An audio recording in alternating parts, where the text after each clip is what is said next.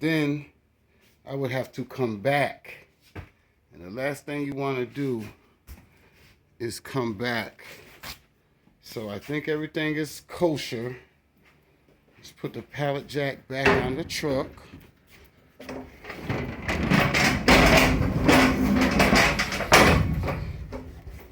Excuse me here. You guys gotta remember, I'm trying to do this without a GoPro. Doing all this stuff one-handed. So you guys can somewhat see what I do.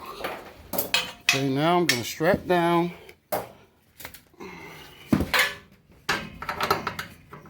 the load here, the pallet jack rather. The load's not going anywhere. I just got to strap down. Uh-oh, wrong one. Wrong end, guys. I don't know what's going on here. Come on. There we go. Let's pull this out. Come on. There we go. Sometimes these ratchet straps, or whatever you want to call them, can get a little... There we go. Okay, take this.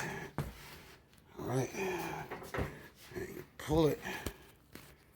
See, you have to excuse me here. I'm trying to do all of this without... almost turned it off. Like I just did before.